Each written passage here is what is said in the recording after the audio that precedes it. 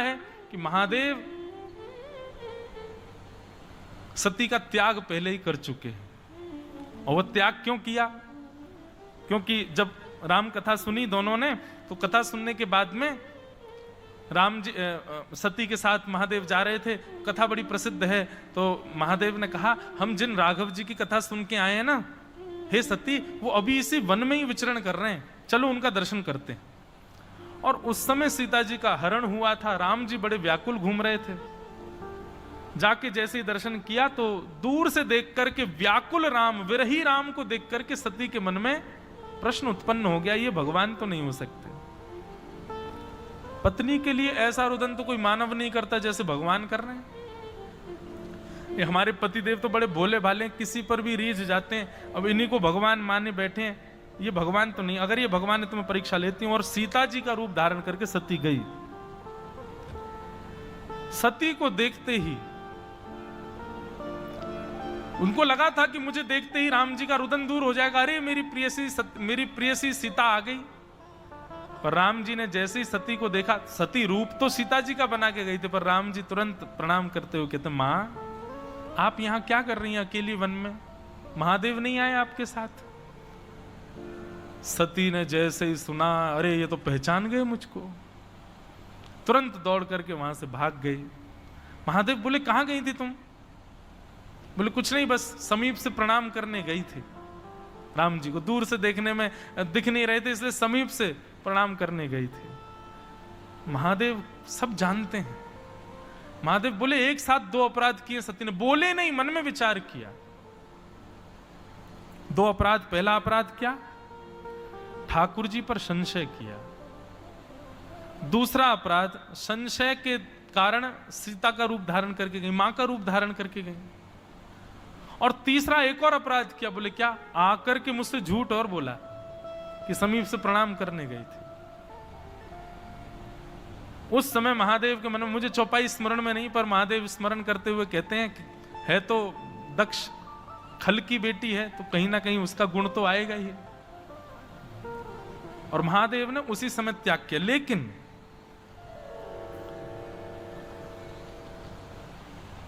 इसकी एक सुंदर कथा है कि महादेव ने सती जी का त्याग क्यों किया। महादेव तो वो देव हैं जो खल को भी आकर के सुधार दें। स्वयं की पत्नी सती है, उसकी बुद्धि को सुमति करने का कार्य महादेव को करना चाहिए, तो त्याग दिया। और त्याग भी कैसा किया? जो आसन हमेशा बगल में लगता था वो अब सामने लगाना प्रारंभ कर दिया। क्यों?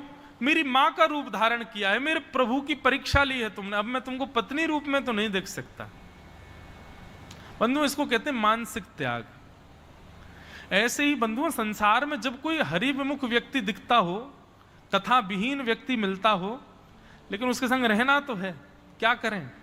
तब उसका इसी प्रकार त्याग करो जिस प्रकार महादेव त्याग करो। बोलो कुछ मत, उसको लगने मत दो कि आपने त्याग किया है, पर त्याग करो। अब वह स्थान नहीं है उसका आपके हृदय में जो पहले था। ये मानसिक त्याग है। महादेव ने वह मानसिक त्याग किया, पर क्यों किया? एक बहुत सुंदर कथा है। मुझे एक दिन यहीं के कोई वैष्णव वो स्वरूप दिखा रहे थे कि जहां भगवान कमल अर्पित करते थे, नारायण भगवान, चक्र तीर्थ यही है महाराज जी पास में, गोदावरी जी हैं, वहां चक्र के भांति श्री गोदावरी जी इस प्रकार आती है। तो कथा ऐसी है, सबने सुनी है कि महादेव को नित्य सहस्त्र कमल अर्पित करते हैं ठाकुर जी, नित्य सहस्त्र कमल अर्पित करते हैं। एक दिन महादेव ने भगवान की परीक्षा ली और नारायण भगवान के सहस्त्र कमलों में से एक कमल का महादेव ने हरण कर लिया। तो कमल अर्पित करते करते जब 999 कमल अर्पित हुए, एक कमल रह गया, तो ठाकुर जी ढूंढने लगे, कहां गया कहां गया, अरे मेरी अर्चना अधूरी रह गई। अच्छा, ये दोनों एक दूसरे को अपना इष्ट मानते हैं, एक दूसरे को अपना मित्र मानते हैं, एक दूसरे को अपना प्रियतम भी मानते हैं।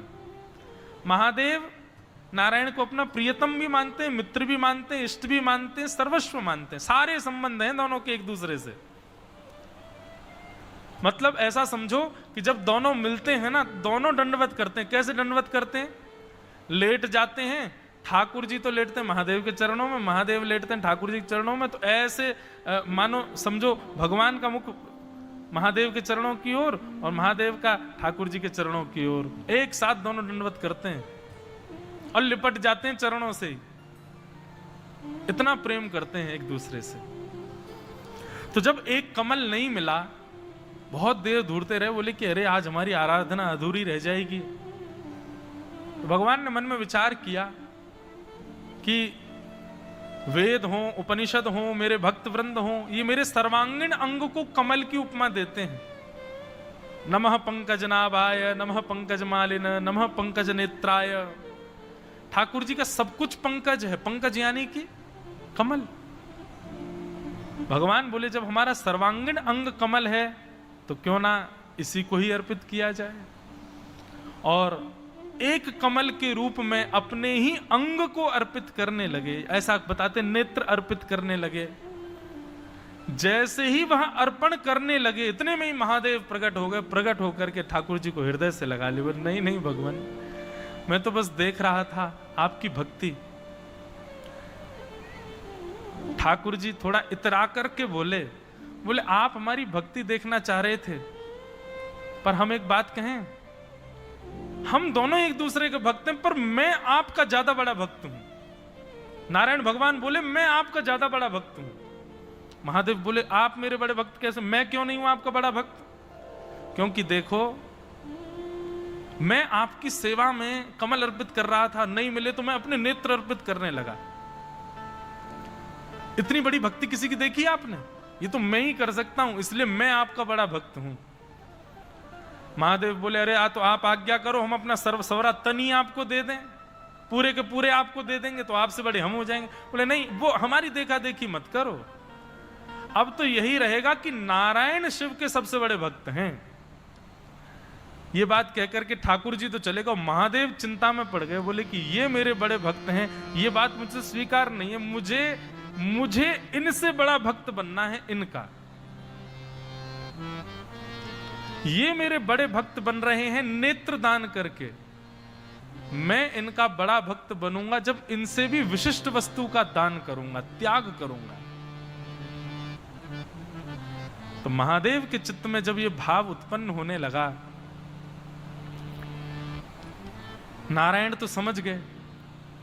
और नारायण समझ गए तो नारायण, अच्छा देखो, प्रेम भी ऐसा होता है, अगर कोई प्रेमी कुछ चाहता है तो उसकी इच्छा को बिना उसे बताए तुम ही पूरा करवा दो, यह भी प्रेम का लक्षण है। भगवान श्रीमन नारायण सती के पास गए और सती से जाकर के बोले देखो आज ना थोड़ी सी एक बात हुई है। बोले क्या? पूरी बात बताई। और बात बताते हुए कहा कि अब शिव के सबसे बड़े भक्त हम बन गए हैं, और इस बात से महादेव बड़े परेशान हैं। वो हमारे बड़े भक्त बनना चाहते हैं, तो हमारी इच्छा तो यही है कि वो हमारे भक्त बनना चाहते हैं, तो उनकी इच्छा पूरी हो और उसमें आप सहायक बनोगी। सती बोली आज्ञा करो, क्या करना है? बोले कि जिस प्रकार मैं अपने नेत्र दान कर रहा हूं, अब महादेव विचार कर रहे हैं कि मैं अपनी कोई अत्यंत प्रिय वस्तु ठाकुर जी के लिए त्यागूं, तब समझूंगा कि मैं ठाकुर जी का सबसे बड़ा भक्त हूं। तो जब हमारा राम अवतार होगा तो राम अवतार की आप कथा सुनेंगे। कथा सुनने के पश्चात आप हमारी परीक्षा लेने के लिए आना। नहीं तो साक्षात भवानी हैं वो नहीं जानती कि ये राम जी हैं। सती को नहीं पता कि ये साक्षात राघव जी हैं, वो कैसे परीक्षा ले सकती हैं? यहां भी झोल है। ये ठाकुर जी ने पहले ही कह रखा था सती से कि आप हमारे उस राम स्वरूप की परीक्षा लेने के लिए आना।